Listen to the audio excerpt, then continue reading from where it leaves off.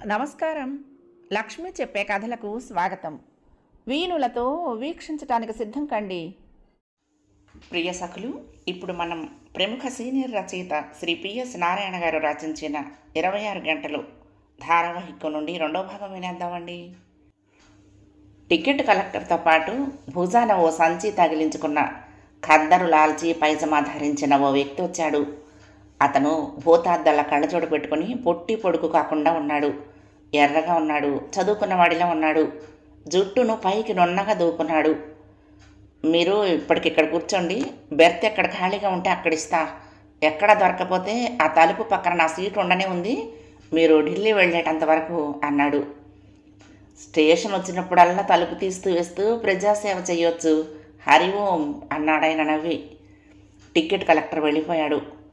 ఆయన ఒక్కసారి నాలుగు వైపులా చూసి మధ్య బెర్తు వాల్చి పడుకున్న ధర్మలింగాన్ని కుదుపుతూ, పగలు పడుకుంటే ఎలాగండి, మేము కూర్చోవాలా వద్దా, ఎత్తండి ఎత్తండి అన్నాడు. పైనుండి రాంపండు తల కిందకు వాల్చి, లేపేయమంటారా అని అడిగాడు. ఆదిత్య ఆ మాటకు ఉలిక్కి పడ్డట్టుగా తన మెడను పైకెత్తాడు. కింద కొత్త మనిషి. అటుపక్క పై బెర్తు మీద నుంచి రాంపండు దిగుతున్నాడు. ధర్మలింగము దిగాడు. ఇద్దరూ కలిసి మధ్య బెర్తును వాల్చేశారు. ఖద్దరు లాల్చి పెద్ద మనిషి భూతద్దాలు సర్దుకుంటూ సావధానంగా కూర్చున్నాడు. మళ్ళా రాంపండు పైకెక్కేశాడు. మీ వైపు కాళ్ళు పెట్టుకోమంటారా, తల పెట్టుకోమంటారా?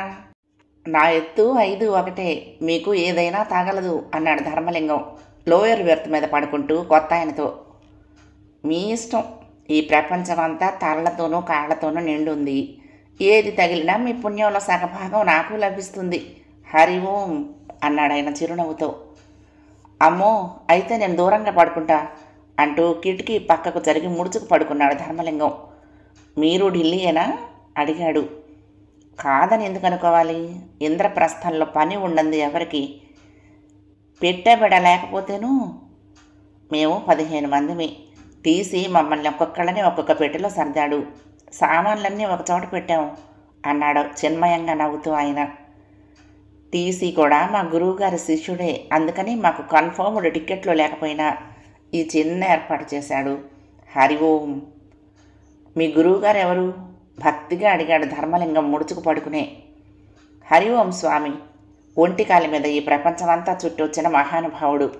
ధర్మం ఎక్కడుంటే ఆయన అక్కడుంటాడు, నీతి ఎక్కడుంటే అక్కడ ఆయన ఉంటారు. మొన్ననే జర్మనీ నుంచి వచ్చారు. రేపు దీపావళికి 3 రోజులు అటు ఇటు ఢిల్లీలో సత్సంగ్, అందుకే మేమంతా బయలుదేరింది అంటూ కళ్ళు మూసుకున్నాడు ధ్యానంలోకి వెళ్తున్నట్టుగా 2 చేతులు జోడించి, హరి ఓం అంటూ. సౌజన్యతో చనువు పెరిగిన కొద్దీ ఆదిత్య కోరికలు పెరగసాగాయి. ఆవేశాలు ఆర్భాటాలు పెరిగాయి. కానీ కట్నం లేకుండా తన తండ్రి స్నేహితుడి కూతురంటూ తనకు అంటకట్టిన కావేరి అంటే అంతకుముందు కాస్త చికాకే ఉండేది. ఇప్పుడు సౌజన్యతో పరిచయం వృద్ధి చెందిన తర్వాత కోపం అసహ్యం కూడా పెరిగాయి. ఆ పైన ఆమెను చూడాలంటే నా ఇష్టంగా ఉంటున్నది. సౌజన్య రాజకుమారిలా కళ్ళ ముందు మెరిసిపోతూ ఉంటే కావేరి ఆమె దాసిలా కనపడుతున్నది. ఆమెకు సాటిగా అందం ఉందా, చదువు ఉందా, డబ్బు ఉందా? ఈవిడి గారిలో తను ఏం చూసి సంతోషపడాలి, ఏం చూసి ఆనందించాలి? ఇంటికి వెళ్ళాలంటేనే నరకంలో కాలు పెడుతున్నట్టుగా గిలగిలలాడసాగాడు ఆదిత్య. ఆ నెల జీతమే కాకుండా వేరే అప్పు కూడా చేశాడు ఆఫీసులో. ఆ సాయంత్రమే రెడీమేడ్ షాపుకు వెళ్ళి 4 మంచి డ్రెస్సులు కొనుక్కున్నాడు. సౌజన్యకు తను హీరోలా కనపడాలనేది అతడి ఆకాంక్ష. ఓ రోజు సాయంత్రం ఇన్స్టిట్యూట్ నుంచి బయటకు వస్తున్నప్పుడు, నాకు నచ్చిన మనిషి దొరికితే నాతో పాటు అమెరికా తీసుకువెళ్ళి 2 ఏళ్ళు అక్కడ ఉండొచ్చి హైదరాబాద్లో నా కళలను పండించుకోవాలని అనుకుంటున్నాను అంది ఆమె ఊరగా ఆదిత్య మొహంలోకి చూస్తూ. మంచి ఆలోచనే అన్నాడు ముభావంగా ఆదిత్య. తర్వాత ఆ విషయం చాలా చిన్న విషయం అన్నట్టుగా మరో విషయంలోకి మాట మార్చింది సౌజన్య. కానీ అదే తర్వాత అతడి మనస్సును ఓ పురుగులా తొలిచేస్తూ అతన్ని రాత్రిళ్ళు నిద్రపోనీయకుండా చేస్తుందని ఆమెకు తెలియదు. తనే సౌజన్యకు నచ్చిన మనిషి ఎందుకు కాకూడదు అనుకున్నాడు. అలా అవ్వాలి అంటే అది తన చేతిలో పని. తన తెలివితేటలను ఇక్కడే చూపించాలి. ఆకాశంలోకి ఎగిరి కోరికలు తీర్చుకునేటందుకు ఓ మనిషి చేయూతనివ్వటానికి తయారుగా ఉన్నప్పుడు ముడుచుకు కూర్చోవటంలో అర్థం లేదు. తను చొరవ తీసుకుని ఏదో ఒకటి చేసేయాలి. అలాంటి ఆలోచనలతో సతమతమవుతున్న సమయంలోనే ఓ రోజు సాయంత్రం చీకటిలోకి జారిపోతున్నప్పుడు కంప్యూటర్ మీద తన పని అయిపోవడంతో ఫైల్ క్లోజ్ చేసి పవర్ ఆఫ్ చేసి నిలబడ్డాడు ఆదిత్య. అతడు బయలుదేరటం చూసిన సౌజన్య మేడ తిప్పి, 5 నిమిషాలు ఆగుతారా, నేను వచ్చేస్తాను అంది. అలాగే అన్నాడు. అర్జెంటుగా వెళ్ళాల్సిన పనులు ఏమీ లేవు కదా? ఆహా, ఏమీ లేవు. బయటకొచ్చి రిసెప్షన్లో ఖాళీ కుర్చీలో కూర్చుని మ్యాగజైన్లు తిరగసాగాడు ఆదిత్య. అన్నట్టుగానే ఆమె 5 నిమిషాల్లోనే బయటకొచ్చింది. ఎక్కడైనా కాఫీ తాగుదామా అంది మెట్లు దిగుతూ. మీరు శాండ్బాగ్ దగ్గర ఉండండి, నేను అక్కడికి వస్తాను అన్నాడు. నా కారులో వెళ్దాం పదండి అంది. నా స్కూటర్ నేను చేయాలి? పక్కన నడుస్తున్న సౌజన్య చటుక్కున్న అతడి చేయి పట్టుకుంది. డోంట్ వర్రీ, మళ్ళీ మిమ్మల్ని ఇక్కడే డ్రాప్ చేస్తాను అంది అతన్నే చూస్తూ. పచ్చటి బంగారం లాంటి ఆమె చెయ్యి ముఖమల్ల గుడ్డలా తన చేతిని తాకగానే అతడి నరాలు జివ్వుమన్నాయి. విభ్రాంతిగా ఆమె మొహంలోకి చూశాడు. తన కళ్ళల్లోని మెరుపు ఆమె గమనించకూడదన్నట్టుగా ముఖం తిప్పుకొని తన చేతి మీద ఆమె చేతిని తన 2వ చేత్తో తీసేశాడు. తను తొందరపడకూడదు. ప్లీజ్, ఎవరన్నా చూస్తే బాగుండదు అన్నట్టుగా ఇబ్బందిగా ఆమె వైపుకు చూశాడు.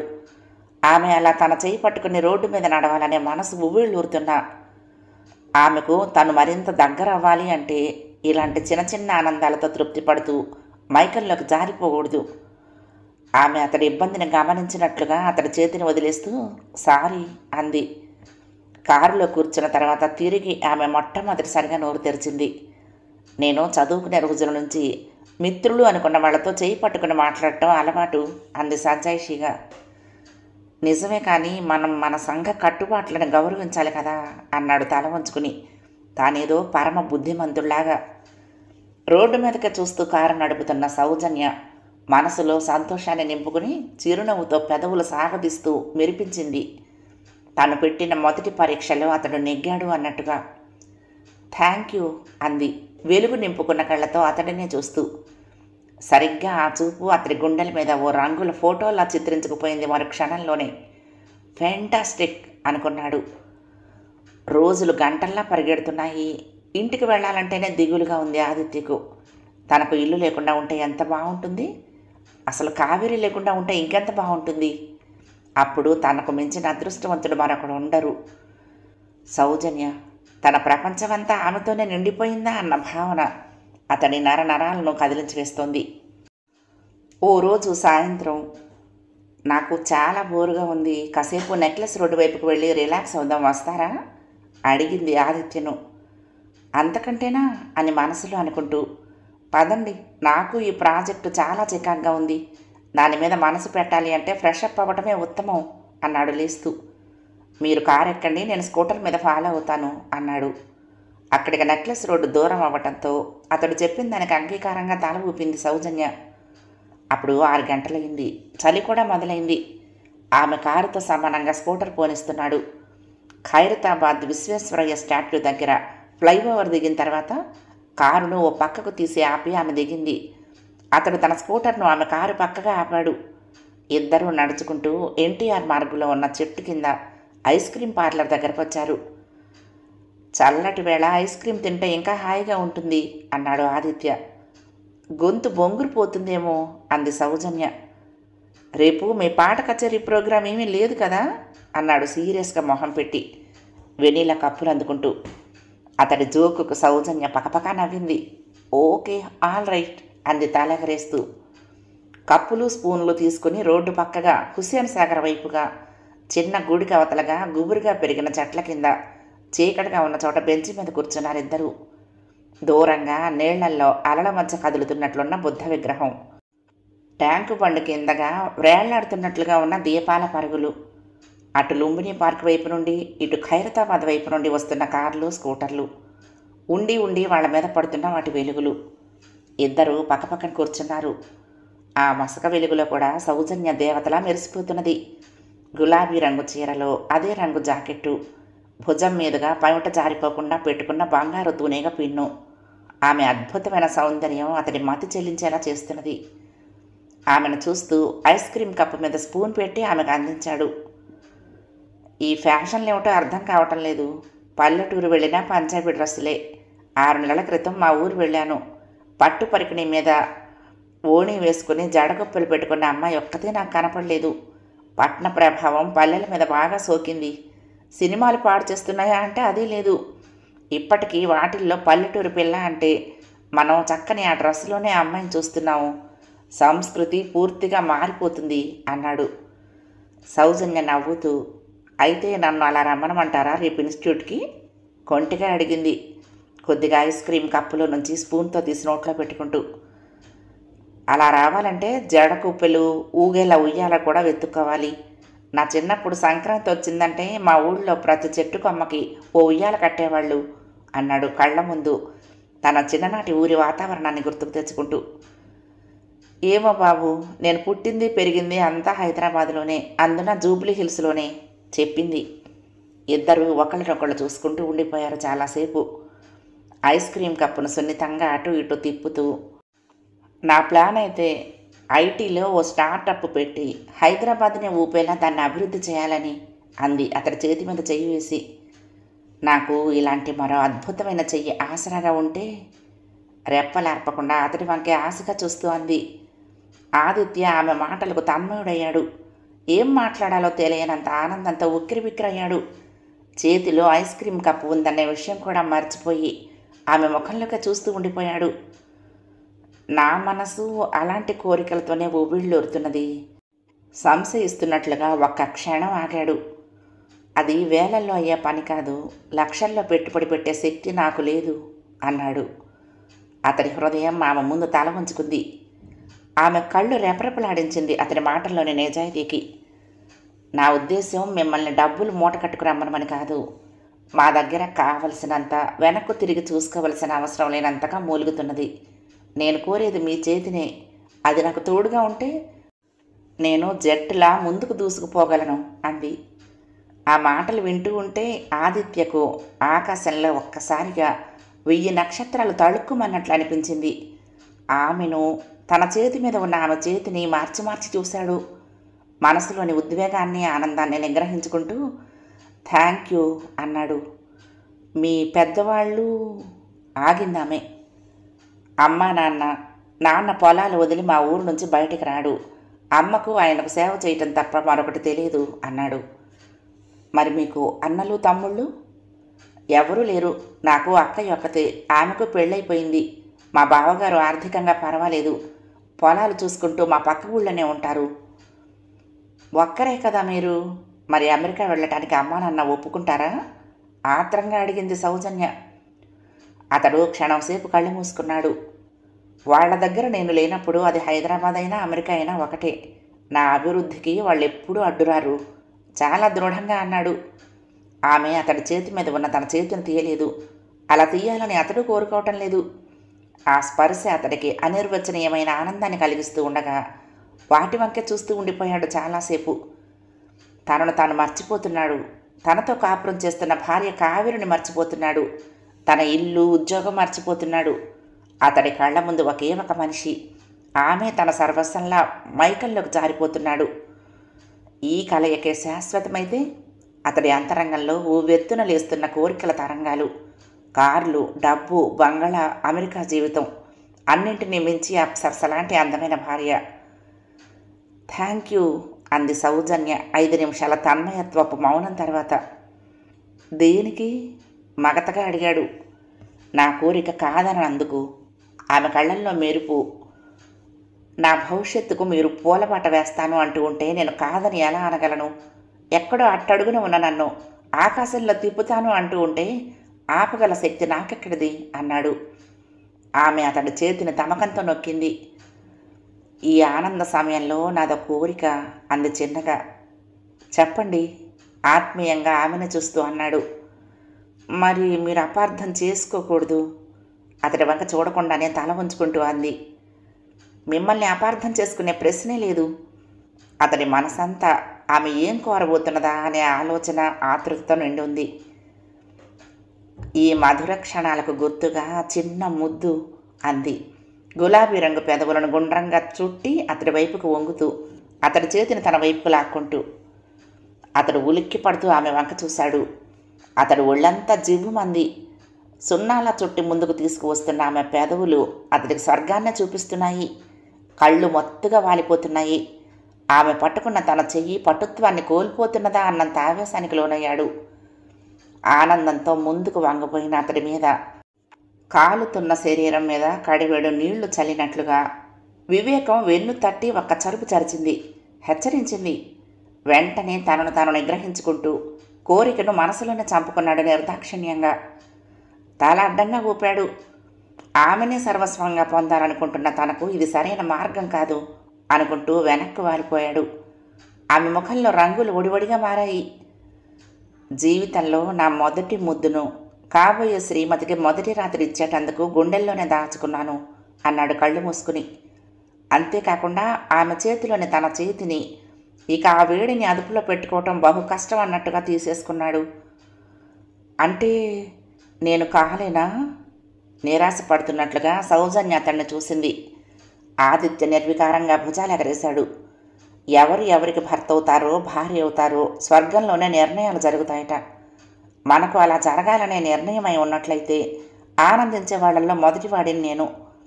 అప్పుడు నేను అన్నానే మొదటి రాత్రని, దాని రుచి ఎంత మధురంగా ఉంటుందో మీకు తెలుస్తుంది. కళ్ళు మూసి తెరుస్తూ చిరునవ్వుతో అన్నాడు. దాని మధురిమ దానికే ఉండనివ్వండి, మనం కలుషితం చేయటం దేనికి అన్నాడు.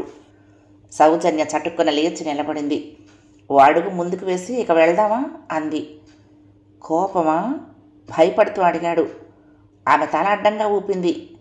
నాకు ఇష్టమైన వాళ్ళు ఏం చేసినా ఏమన్నా నాకు కోపం రాదు అంది. ఆమె మాట తీరు అతన్ని ఎంతగానో తృప్తిపరిచింది. సౌజన్య తల గర్వంగా ఎగరేసింది. తాను పెట్టిన రెండో పరీక్షలోనూ అతడికి 100కు 100 మార్కులు వచ్చాయి. తన ఎన్నిక సవ్యమైనదే, అతడు నిజాయితీపరుడే, నమ్మదగినవాడే అనుకుంది. 9 గంటలైంది, తమరు కిందకి దిగితే కాఫీ తాగుదాము. కాజీపేట వచ్చింది. కావేరి తన సీటు ముందు నిలబడి పై బెర్త్ మీద పడుకున్న భర్త చేయి లాగుతూ అంది. చిత్తందేవి అంటూ జాగ్రత్తగా పైనుంచి తల ఉంచుకొని లేచాడు, ఒకసారి బొప్పి కట్టిన అనుభవంతో. కావేరి పెదవులని వంకర తిప్పింది మురిపంగా. తన అదృష్టం, ఈయన మారిపోయాడు. 15 రోజుల నుండి గమనిస్తున్నది కదా. తన మాట తీరు ప్రవర్తన గతానికి ఇప్పటికీ పోలికే లేదు. జీవితాంతం ఈయన ఇలా ఉంటే తనకి ఇంకా కావాల్సిందే ఉంది. తమరి పేరు చెప్పనే లేదు అన్నాడు కావేరి పక్కన కూర్చున్న అచ్చమ్మమ్మ మొగుడు వెంకటాచలం ఖద్దరులాల్చి ఆయన్ని చూస్తూ. ఆయన సామాన్యంగా నోరు తెరవడు. ఖద్దరులాల్చి ఆయన భుజానికి ఉన్న సంచిని తీసి తనకి ధర్మలింగానికి నడుమ పెట్టాడు. పేరులో ఏముంది? నా తల్లిదండ్రులు పెట్టిన పేరు నాకు గుర్తులేదు. అందరూ ఓంకారం అంటారు. ఈ చరాచర జగత్తులో అన్నింటికీ మూలం ఆ శబ్దమే కదా అన్నాడు 2 చేతులు జోడించి. మీ స్వామివారి ధ్యేయం ఏమిటి? ఏం ప్రచారం చేస్తారు? వారి ధ్యేయం ప్రపంచ శాంతి. ఆయన ప్రచారం అంటూ ఏమీ చేయరు. శాంతి వైపుకు మనం నడిస్తే సుఖం మన వైపుకు నడిచొచ్చి మనకు ఆనందాన్ని కలిగిస్తుంది అని అంటారు ఆయన. ఆదిత్య పైనుంచి దిగి కావేరిని అచ్చమాంబ వైపుకు జరగమని కిటికీ పక్కగా కూర్చున్నాడు. Coffee coffee Nescafé. ఆదిత్య అతన్ని పిలిచి 2 కాఫీ ఇవ్వమన్నాడు. అమ్మా నేను కాఫీ తాగుతానే. దిబ్బరొట్టె కూతురు తల్లి గడ్డం పట్టుకుని అటు ఇటు ఊపుతూ అడిగింది. అదిగో మీ నాన్న తాగి తాగి ఇలా పూచిక పిల్లలా తయారయ్యాడు అంది వేలు ఊపి చూపిస్తూ. కాఫీ తాగకూడదమ్మా, బోర్న్విటా అన్నా బూస్ట్ అన్నా తాగాలి అంది. అవునవును, అవి తాగితే మీ అమ్మలాగా తయారవ్వచ్చు. అంజనీ ప్రసాద్ పళ్ళీకిలించాడు. ఏం కాదు, మీకు తెలియకపోతే ఊరుకోండి, కానీ చిన్నపిల్లల మనసులో విషం చెమ్మొద్దు. మా ఇంట్లో అంతా నాలాగా ఇలాగే దృఢంగా ఉంటారు అంది. బ్రతికించావు, మీ ఇంటి పార్టీ వాళ్ళంతా అనలేదు అన్నాడు. అమ్మా కాఫీనే. నేను ఇప్పిస్తారా తల్లి? ఇదిగో కాఫీ అబ్బాయి, మా బంగారు తల్లికి ఒక కాఫీ ఇవ్వమ్మా అన్నాడు. నేను వద్దంటూ ఉంటే మీరు ఇప్పిస్తానంటారేమిటి? కయ్యమని ఒక అరుపరిచింది భ్రమరం. నేను వద్దన్నమని నువ్వు చేయటంలా? చాలా నిర్లక్ష్యంగా అన్నాడు అంజనీ ప్రసాద్. మీ అమ్మ చేసి ఇచ్చిన ఇడ్లీలు తినలేదనా మీ కడుపు మంట? నా మొహాన పడేయండి, తింటాను. అంతేగాని పిల్లదాని చేత కాఫీ తాగించడానికి మాత్రం వీల్లేదు. ఆ అబ్బాయిని ఇవ్వమన్నాను, ఇస్తున్నాడు, పోనీ నేను తాగేస్తాలే. ఆ ఏడు పెద్ద ముందే ఏడవచ్చుగా, పిల్లదాని మీద ఎందుకు నేపం? బేరం చేశారా అంది. కాఫీకి బేరం ఏమిటే? నోరల్లా తెరిచి అన్నాడు అంజనీ ప్రసాద్. మీకు తెలియదు, మీరు ఊరుకోండి. ఇదిగో అబ్బాయి, కాఫీ ఎంత? 5 రూపాయలు. హవ్వ, ఈ చిన్న కాగితం కప్పుకు 5 రూపాయలా? 2.5కి ఇస్తావా? ఏందమ్మో ఎగతాళిగా ఉందా? ఎగతాళేమిటి మా సుల్తాన్ బజార్లో?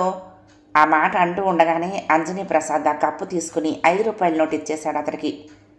నేను ఒకవైపు బేరం చేస్తూ ఉంటే ఏమిటి మీ తొందర? డబ్బులు ఎందుకు ఇచ్చారు? ఎప్పుడు ఇంతే. ఎందులో కలిసి వచ్చారు కనుక నాతో? ఓ ఖాళీ కప్పు ఇట్లా పడేవయ్యా, చిరుసగం తాగుతాము అంది. ఎవరమ్మా, కావాలంటే ఇంకొక 5 రూపాయలు ఇచ్చి ఇంకొక కాఫీ తీసుకు తాగు అంటూ వెళ్ళిపోయాడు. ఈ ప్రపంచమే సర్వనాశనం అయిపోయింది. ఓ మర్యాద లేదు, మన్నన లేదు. వెధవ కాఫీలు అమ్ముకునేవాడికి కూడా చూడండి ఎంత పొగరో, విదిలించినట్టు మాట్లాడిపోతున్నాడు. అయినా వాళ్ళననేం లాభం? నా మొగుడికి చేవ ఉంటే నన్ను ఇలా అనటానికి అడ్డమైన వాళ్లకు ధైర్యం ఉంటుందా? ఆ బుట్టలో స్టీలు గ్లాస్ తీసి అందులో సగం పోసి ఇవ్వచ్చు కదా అంది రుసరుసలాడుతూ భ్రమరం ఓసారి మొక్కు చీతేసి. ఆంజనేయ ప్రసాద్, అలా అన్నావు బాగుంది అంటూ బుట్టలో నుంచి స్టీల్ గ్లాస్ తీసి సగం కాఫీ పోసి ఆమె చేతికిచ్చాడు. అమ్మా కాఫీనే అంది పిల్ల. 2 మొట్టికాయలు మొట్టానంటే 2 ఏళ్ళు కదలకుండా ఇక్కడ ఏడుస్తూ పడి ఉంటావు. ఒక్క అరుపరిచింది భ్రమరం. కిక్కురు మనలేదు ఆ పిల్ల మళ్ళా. కావేరి ఆవిడ మాటలు వింటూ భర్తకు సైగ చేసింది నవ్వు బిగపట్టుకుంటూ. కావేరినే చూస్తున్న ఆదిత్యకు ఆమె సైగ చేస్తున్న తీరులో ఓ వింత ఆకర్షణ కనిపించింది. తదేకంగా కొద్ది క్షణాలు ఆమెను చూస్తూ ఉండిపోయాడు.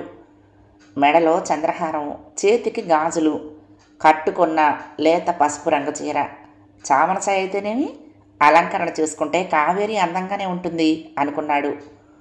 మరుక్షణంలోనే సౌజన్య కళ్ళ ముందు కదలగా ఇబ్బందిగా తల ఉంచుకున్నాడు. మనసంతా ఏదో చిరాకుతో నిండిపోయింది. సౌజన్య ముందు, ఆమె డబ్బు ముందు, ఆమె తెలివి ముందు కావేరి ఎంత బంగారు నాణ్యం ముందు 10 రూపాయలా ఉంటుంది. ఏదో మగత శరీరాన్నంతా కమ్ముతున్నట్లు అనిపించక కళ్ళు మూసుకున్నాడు. అప్రయత్నంగా అతడి తల కావేరి భుజం మీదకు వాలిపోయింది. భర్త అలా పడుకుంటే ఆమెకు ఎంతో ఆనందంగా ఉంది. భగవంతుడా, నా సంసారం ఎల్లప్పుడూ ఇలాగే నవ్వుతూ తుళ్ళుతూ ఆనందంగా ఉండేలా చూడు తండ్రి అనుకుంది మనసులో. ఆదిత్య అప్పటికే వెళ్ళిపోయాడు సౌజన్య సమక్షంలోకి. ఈ కాగితాల మీద సంతకం పెట్టండి అంది ఓ రోజు కొన్ని కాగితాలు తీసుకొచ్చి తన ముందు పడేస్తూ ఇన్స్టిట్యూట్లో. రేపు పాస్పోర్ట్ సైజ్ ఫోటోలు ఒక డజన్ తెచ్చివ్వండి. ఇప్పుడు వీటికి రేపు వీసాకు అప్లై చేయడానికి పనికొస్తాయి. మళ్ళా మిమ్మల్ని అడగకుండా సరిపోతుంది అంది.